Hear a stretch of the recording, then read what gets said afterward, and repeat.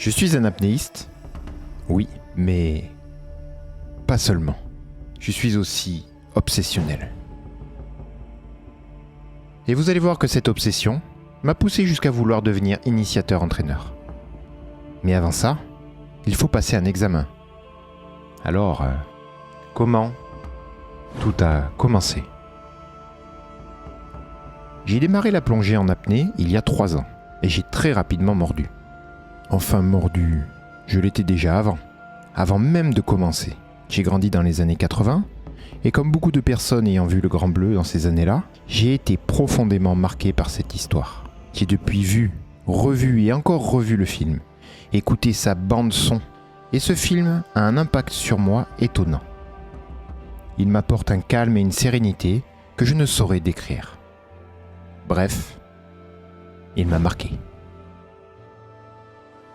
Ce n'est que 20 ans plus tard que j'ai pu découvrir, lors d'un voyage en Guadeloupe, la réserve Cousteau et mes premiers fonds marins. Et cela m'a fait comprendre que j'avais envie d'explorer cet univers. Mais à peine revenu de vacances, que le travail et le quotidien me font rapidement oublier ces sentiments que je venais de connaître. Ce n'est que proche de mes 35 ans, lorsque je pars à La Réunion, que je passe le cap grâce à un cadeau que l'on m'a offert. Mon brevet de plongée bouteille de niveau 1. Ce fut le pied, l'extase.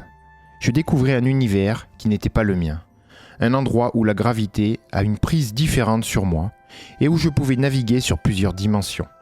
Où les poissons ne me fuyaient pas comme ils pouvaient le faire lorsque j'étais hors de l'eau.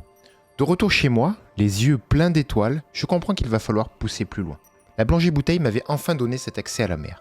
Mais il manquait quelque chose. Cette chose qui m'avait secrètement accroché dans Le Grand Bleu. Cet aspect mental, difficilement descriptible.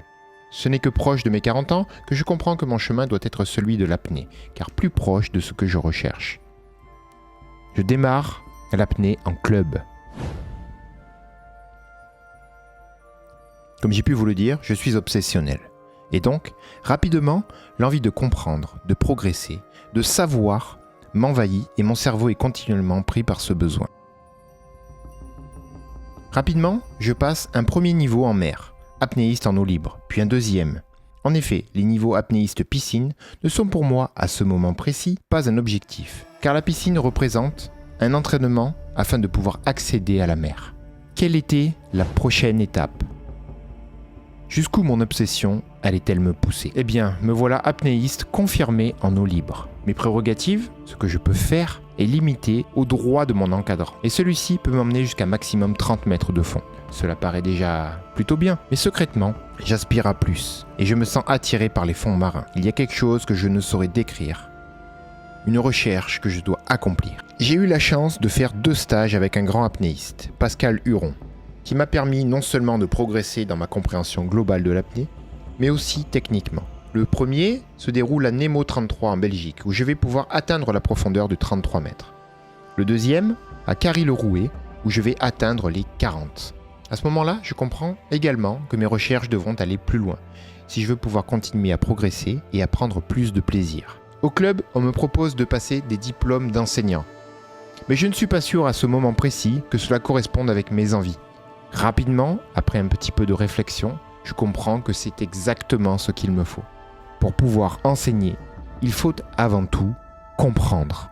Alors je démarre par un stage initial, où on m'explique la pédagogie, comment construire un cours et passer des informations. S'ensuit ensuite 12 cours que je dois donner à mon club, sous le tutorat de mon prof, afin de valider ma pédagogie. Je dois aussi donner des cours théoriques. Et étant déjà vidéaste, il me semble plus facile de le faire sous format vidéo que de réunir des personnes. Alors est née Apnée Vidéo. Ensuite, il me fallait aussi travailler mon savoir ainsi que le physique pour réussir mon examen. Car il y a un examen oral, un examen écrit, un cours théorique à donner, un cours pratique à donner et un examen physique. Le plus difficile pour moi reste la partie physique, car étant programmeur et youtubeur, je passe quand même beaucoup de temps derrière un écran. Mais également l'examen écrit, qui demande de connaître par cœur beaucoup de choses. Nous voilà près de 8 mois après ma formation initiale.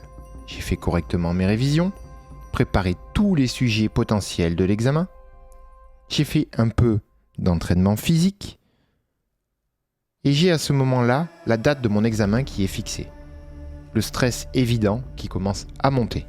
Une partie de l'examen ne m'inquiète pas, les parties pédagogiques.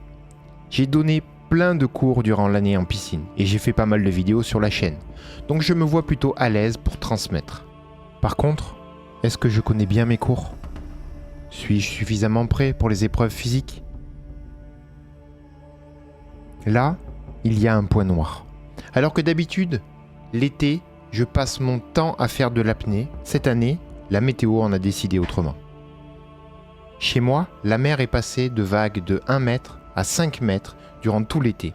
Et cela fait 3 mois que je n'ai pas mis les pieds dans l'eau. Le jour J.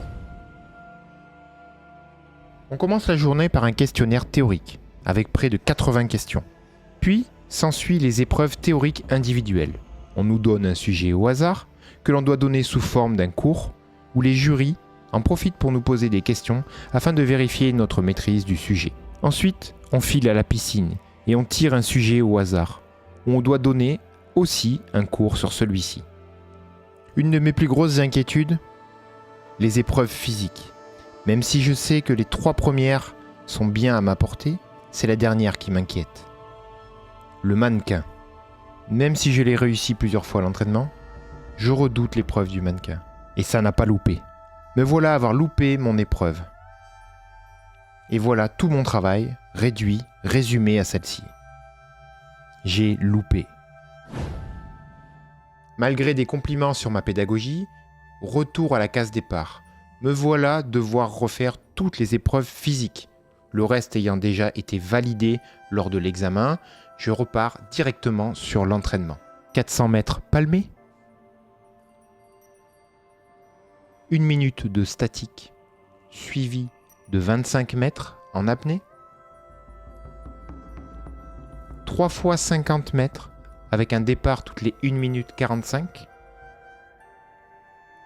un sauvetage à 25 mètres du départ et retour avec l'accidenté au point de départ, et le mannequin.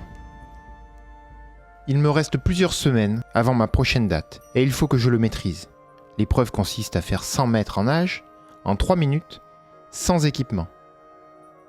Puis, je dois remonter le mannequin du fond de la piscine et le maintenir en surface sans que ses voies respiratoires ne touchent l'eau. Alors, toutes les semaines, c'est entraînement au mannequin. Au mannequin. Au mannequin. Le jour de mon nouvel examen. Ayant déjà validé les épreuves du matin, orales, écrites, pédagogiques, je prends le temps de me faire plusieurs séances de méditation, afin d'être un peu moins stressé et un peu plus concentré.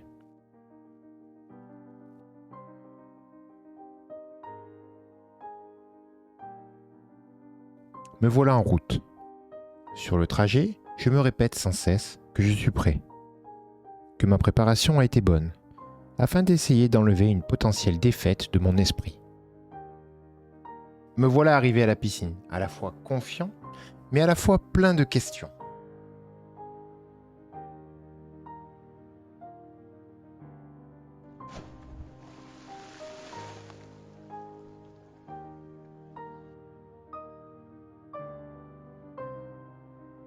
Mon examen est terminé. Ai-je réussi ?